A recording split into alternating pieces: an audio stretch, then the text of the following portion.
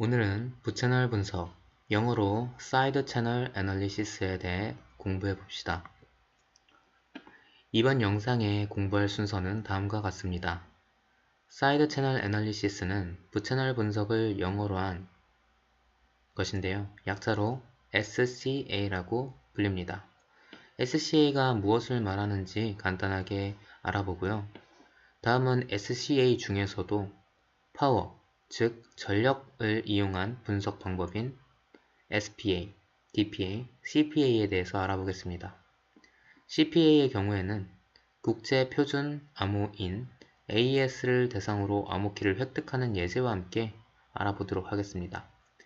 마지막으로는 다음 영상에서 무엇을 공부할지 같이 한번 얘기해보는 시간을 갖도록 하겠습니다. 자, 갑자기 뭐가 생겨났는데요. 잠시 뒤에 설명드리겠습니다. 사이드 채널 애널리시스, 부채널 분석이란 암호가 동작 중인 하드웨어에서 부가적으로 발생하는 물리적인 정보를 분석하여 키를 획득하는 방법이다. 이러한 정보를 아예 숨기는 것은 불가능하다. 간단하게 되게 말하고 있기 때문에 이해하기 어렵죠. 따라서 천천히 분해해서 해석을 해보도록 하겠습니다. 먼저 암호가부터 해석을 해보겠습니다. 암호란 무엇인가를 설명해드리기 위해 다음 세 사람이 나왔는데요. A, B, C입니다. A라는 사람은 B라는 사람한테 정보를 전달하고 싶어 합니다. 근데 그 정보는 비밀 정보라서 누구에게도 공개되고 싶지 않습니다. 하지만 정보라는 것은 여기서 출발을 해서 중간이 없이 바로 B한테 도착하는 것이 아니라고 현재까지는 알려져 있죠.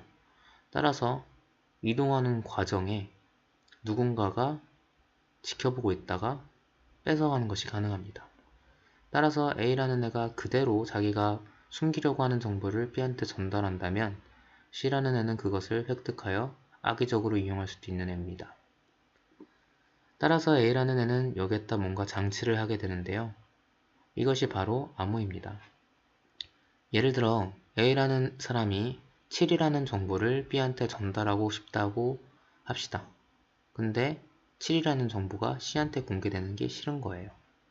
그럼 A와 B는 어떤 규칙을 세웁니다. A가 B한테 내가 보내는 숫자에다가 3을 더한 게 진짜로 내가 하고 싶은 값이다 라고 얘기할 수 있겠죠. 그리고 A가 숫자 4를 보낼 수 있을 것입니다. 그러면 A는 4를 보내지만 B는 4에다가 3을 더해서 7이라는 숫자를 획득할 수 있을 것이고 A와 B 사이에는 7이라는 정보를 공유할 수 있게 되겠죠. 그리고 중간에 C가 이를 탈취하더라도 C는 숫자 4라는 정보를 알게 되기 때문에 혼자 바보가 될 것입니다. 보시면 이러한 과정은 모두 수학적인데요. A가 정보를 전달하기 전에 -3이라는 작업을 해야 되는데 이를 우리는 암호화라고 부릅니다.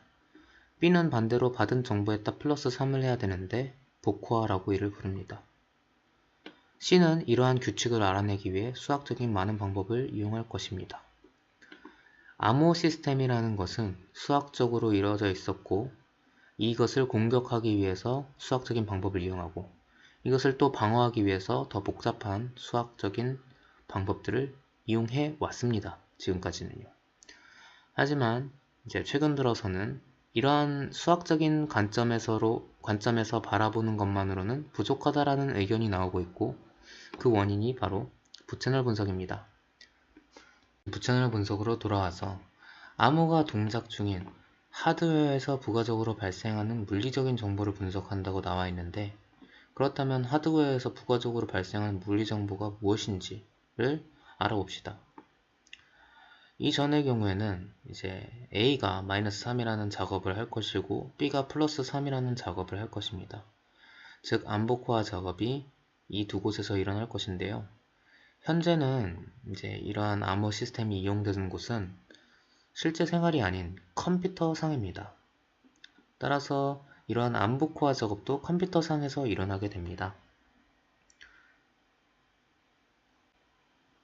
그러면 실제 생활에서 일어날 때와 컴퓨터상에서 일어날 때의 차이점이 있을 텐데요. 그 차이점은 바로 사람한테는 예를 들어 어떤 연산, 곱하기를 3번 시킨다면은 그 3번은 각각 시간이 다를 것입니다. 하지만 컴퓨터의 경우에는 곱하기를 3번 시키면은 그 시간이 매번 똑같겠죠.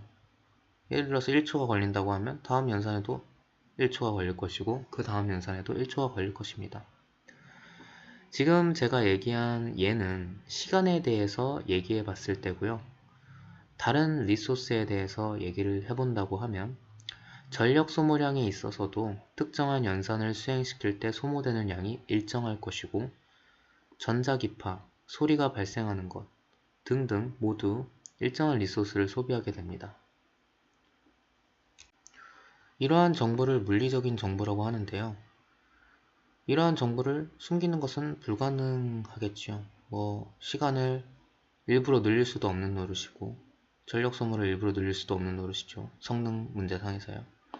따라서 이러한 물리 정보를 컴퓨터는 숨길 수 없이 정직하게 내보내게 돼 있고 따라서 자기가 무슨 연산을 하고 있는지를 노출하게 됩니다. 이는 수학자들이 생각해 왔던 것이 아니죠. 수학적으로 생각했던 것들이 이제 하드웨어, 즉 컴퓨터 상으로 올라오면서 부가적으로 발생할 수 있는 물리적인 정보가 되는 것입니다. 이 정보를 이용해서 키를 획득하는 방법을 부채널 분석이라고 한다고 하네요. 이번 영상에서는 다양한 물리적인 정보 중에서도 전력 소모를 이용한 방법인 전력 소모량 분석을 알아볼 것인데요. 전력 분석에는 대표적으로 3가지가 있습니다. SPA, DPA, CPA가 그것입니다. SPA는 Simple Power Analysis의 약자고 Simple 하기 때문에 간단할 것입니다. DPA의 경우는 Differential Power Analysis로 차분을 이용한 어떤 통계적인 방법을 통해서 전력 분석을 하는 것을 보여드릴 것이고 CPA는 Correlation, 즉 상관관계를 이용한 전력 분석에 대해서 알아볼 것입니다. 이 2가지는 통계적인 방법을 이용하는 것이고 이것은 아닙니다.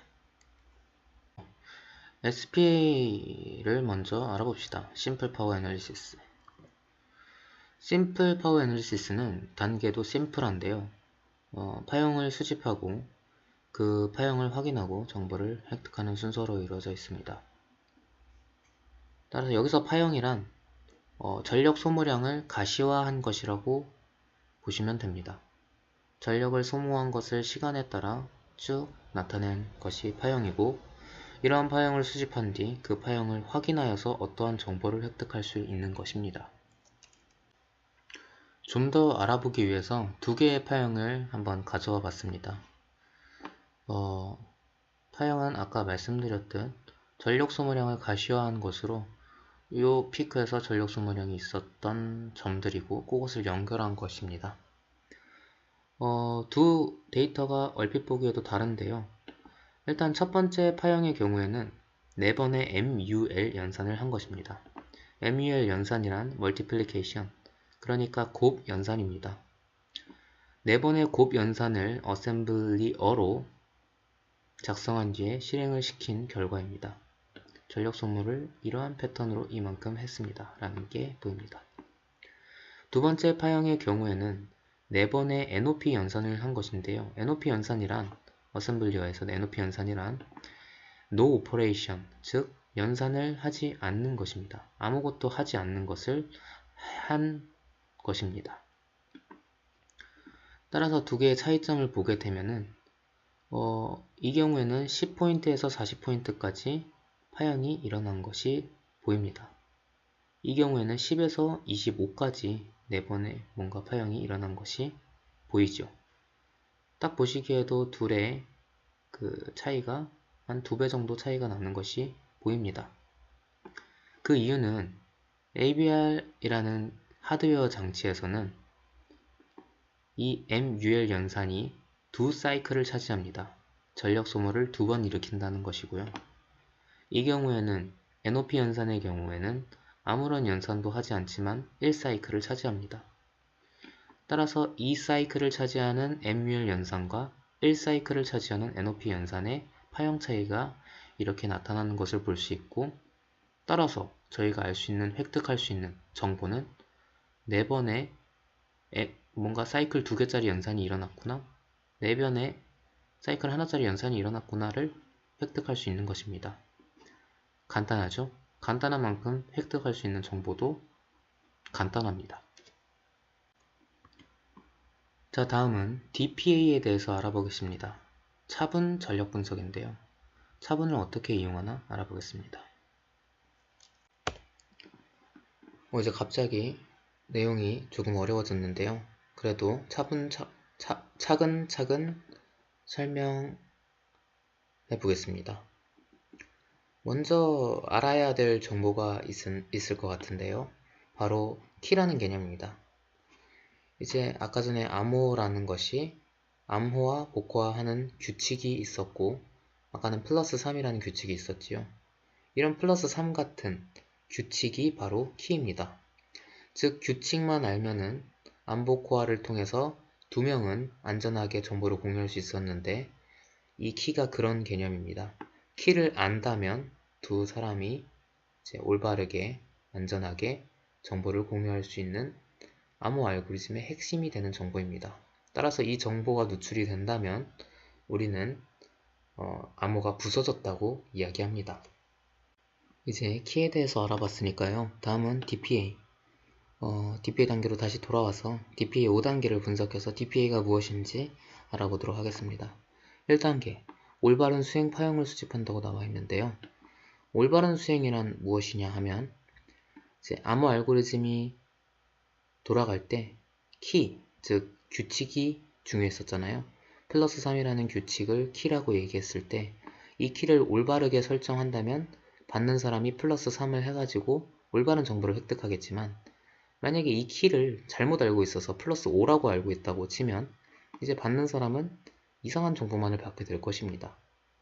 따라서 키를 정확하게 알고 있는 것이 중요하고, 이 키를 통해서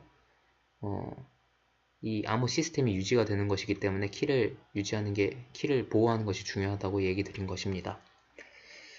이제 파형 수집에서도 마찬가지로 저희가 궁금한 것은 키이기 때문에 이 키를 알아내기 위해서는 암호기기에서 발생하는 정보를 알아낼 때 올바른 키로 작동하는 암호 알고리즘에서의 부가적인 정보를 획득해야 할 것입니다.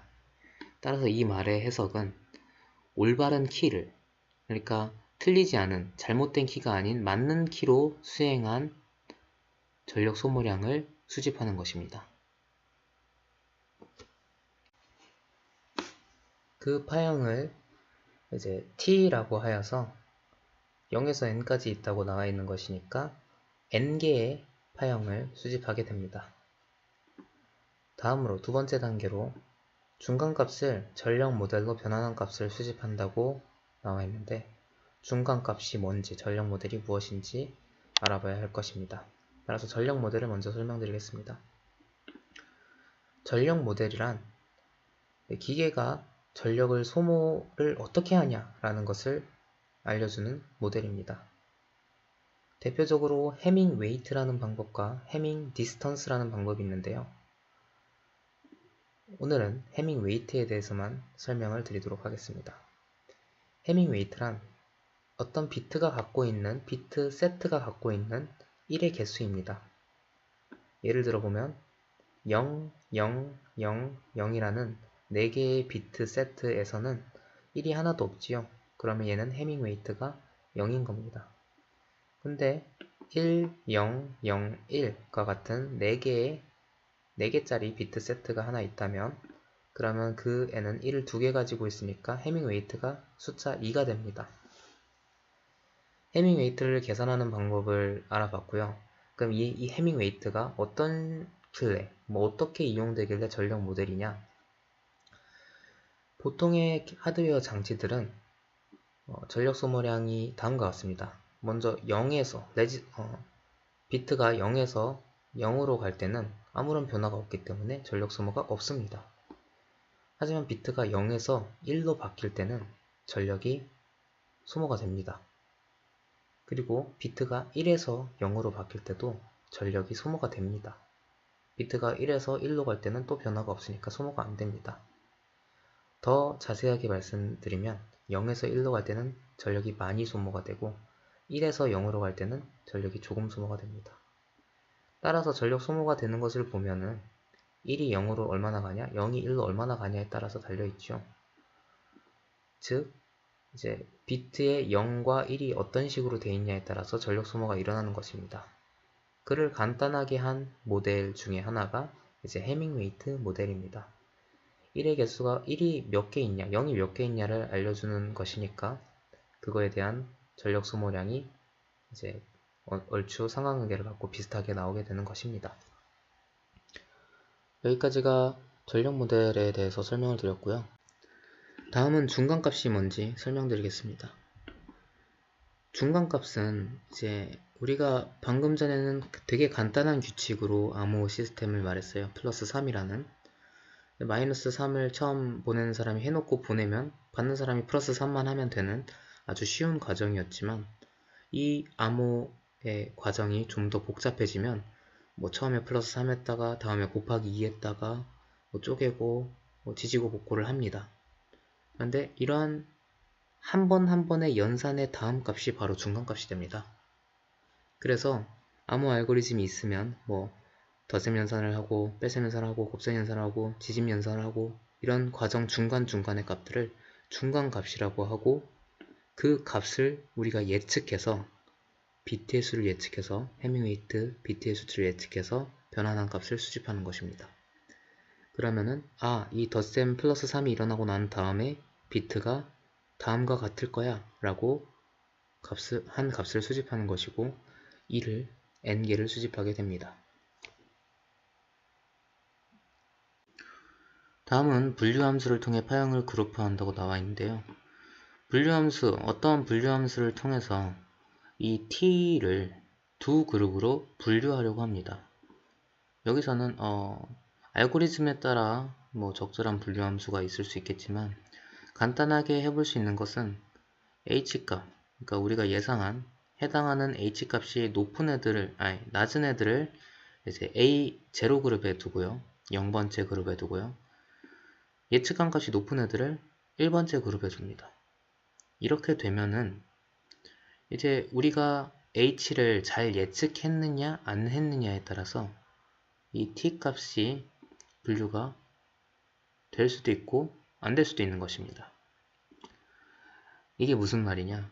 만약에 이런 해밍 웨이트로 우리는 얘가 낮으니까 보낸 거야, 높은 거니까 보낸 거야 하는데 이건 다 예측이잖아요. 근데 예측이 잘못됐다면 뭐 낮은 거야 한 거 자체가 의미가 없어지는 겁니다. 그러니까 아무거나 그냥 뽑아가지고 낮을 걸 하고 그냥 보내는 거고 높을 걸 하고 보내는 거니까 이제 사실 예측을 그러니까 여기서 전략 모델로 변환한 값이 잘못됐다면 아무런 값이나 A0에 들어가 있고 A1에 들어가 있을 것입니다. 따라서 A0 셋을 평균을 내더라도 그냥 일정한 값이 나올 것이고요. A1을 이제 평균을 내더라도 일정한 값이 나올 것입니다. 두 개를 빼면요. 그냥 랜덤한 암호값에서 랜덤한 암호값을 뺀 것이기 때문에 0에 가까운 값이 나올 것입니다.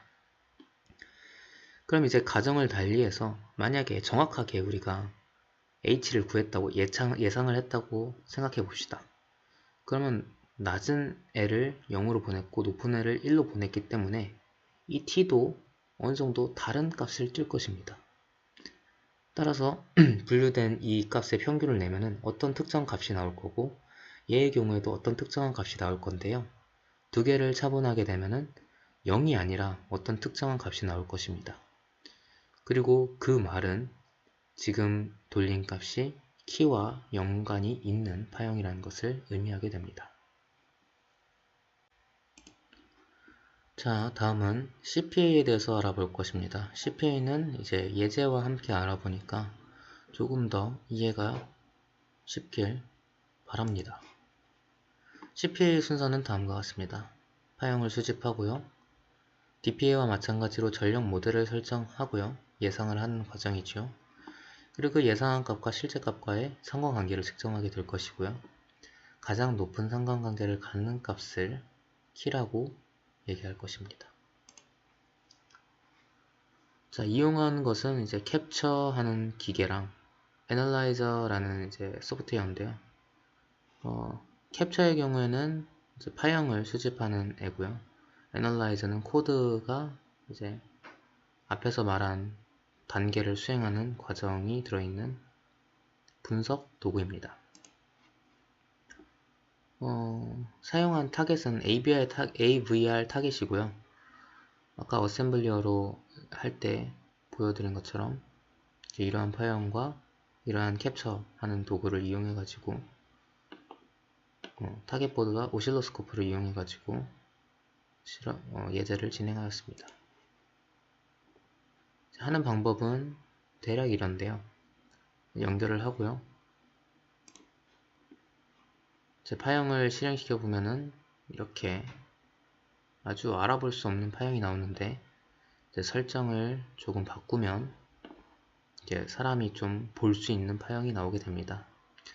이를 전처리라고 하는데 지금까지는 파형을 수집하는 단계입니다. 그리고 이제 파형을 봤으면 그 파형을 여기까지를 SPA라고 봐도 될 것인데요. 파형을 이용해서 도대체 이제 의미 있는 좀 구간을 찾아야 됩니다. 즉 암호 알고리즘이 구동하는 구간을 찾아야 되는 건데요. 여기서 보시면 이 화살표가 있는 부분마다 어떠한 값이 반복이 되고 있구나 라는 것이 눈으로 볼 수 있습니다. 그래서 800이랑 7800 사이에서 이제 뭔가가 일어나고 있구나. 800이랑 여기네요. 800에서 7800 사이에서 암호 알고리즘이 동작하구나 한 사이클, 이것을 알 수 있죠. 그럼 이제 그 부분을 타겟으로 삼아 가지고 좀 더 자세하게 열어보면 다음과 같습니다. 이것이 이제 우리가 생각하는 암호와 맞는지를 먼저 알아보는 작업이 필요합니다. 저희가 타겟으로 한 암호 알고리즘은 AES인데요. AES는 이제 내부 구조가 이제 공개가 되어 있습니다. 순서가 어떻냐면 서바이트 연산이 일어나고 shift row 연산이 일어나고 mix 컬럼이 일어나고 add 키가 일어납니다. 이걸 코드 상황에서 보면은 여기 for는 반복문인데요. 16번의 반복을 통해서 서바이트 연산이 진행되는 것이고 3번의 반복을 통해서 shift row 연산이 일어나고요. 4번의 반복을 통해서 mix 컬럼 그리고 add 키 연산이 16번에 반복돼서 일어납니다. 따라서 서바이트 연산을 보시면 16번, 이게 이 파형이 뭔가 16번 반복되는 것이 보이지 않죠. 그러니까 얘는 그러면 안 보인다 치고, Shift 로우 연산을 보시면 3번이 일어나는데 얘는 3번에 뭔가 비슷한 연산이 3번 일어나는 것이 보입니다. 정확하게요. 그리고 믹스 컬럼의 경우에도 뭔가가 4번이 일어나는 것이 보이게 됩니다. 따라서 이제 정확하게 파형을 분석해야 될 구간을 찾은 거라고 말씀드릴 수 있습니다. 이 파형을 우리가 수집하게 됩니다. 그럼 이렇게 세팅된 파형을 수집을 하고요. 이제 올바른 암호 키를 이용해 가지고 50회 동작한 파형을 수집했습니다. 즉 아까 순서에서 보면은 n개 수집한다 치면 이제 50개를 수집한 게 된 거예요. 다음으로 해야 될 것은 전략 모델을 설정하는 것이었는데요. 저희가 중간 값으로 삼을 것은 여기가 AS의 흐름도인데 요 구간입니다. plain text란 어떤 우리가 숨기고 싶은 순수한 정보가 있고요. 거기에다가 add round key라는 과정을 통해서 실제 키와 관련된 정보를 연산하게 됩니다. 그리고 substitute byte라는 또 연산 과정을 거친 이 구간을, 정확히 이 구간을 이제 중간값을 비트의 해밍 웨이트 수를 예측할 수 있습니다. 따라서 subbyte가 sbox라고도 불리는데 이제 plain text를 키와 연산을 하고요. 그 결과가 여기 있을 건데 이것을 이제 또 subbyte sbox에 넣은 결과니까 sbox라는 함수 안에다가 얘를 넣어서 지금 이 구간이 된 것입니다. 이 구간의 비트를 저희는 예상을 해서 해밍 웨이트 값을 이제 h에다가 넣어놓고 분석을 하게 됩니다. 그러면 이렇게 h로 예상된 값과 그리고 저희가 실제로 측정한 파형, 이 두 그룹 X, Y의 상관관계를 구하게 됩니다. 그래서 상관관계란 피어슨 상관관계를 이용하는데요. 상관관계의 경우에는 이제 1에 가까울수록 양의 상관관계를 가지고 마이너스 1에 가까울수록 음의 상관관계를 가집니다. 즉 파형의 흐름이 비슷하다면 양의 상관관계가 나올 것이고 아니라면 이제 음의 상관관계가 0이 나오게 되는 것입니다.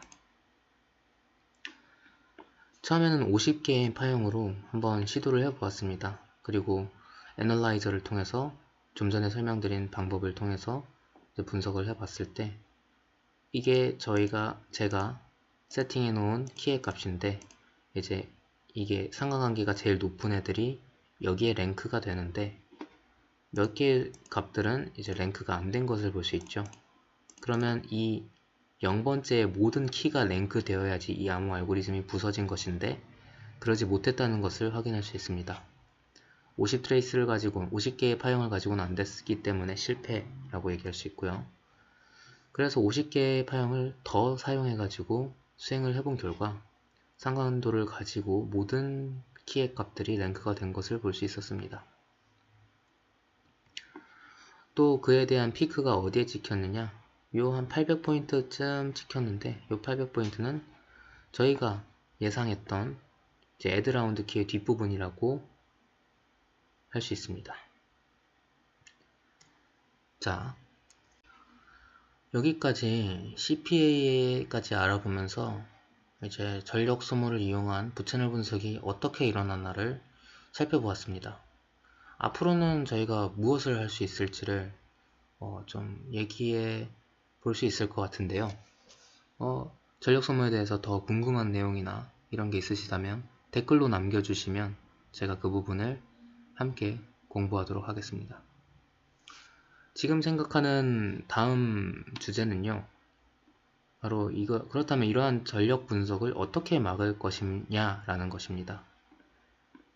그래서 전력 분석을 막는 방법에 대해서 한번 공부를 해볼까, 여러분들과 공부를 해볼까 생각하고 있습니다.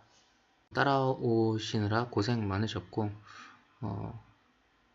다음에는 더 좋은 내용으로 깔끔하게 설명을 드리도록 하겠습니다.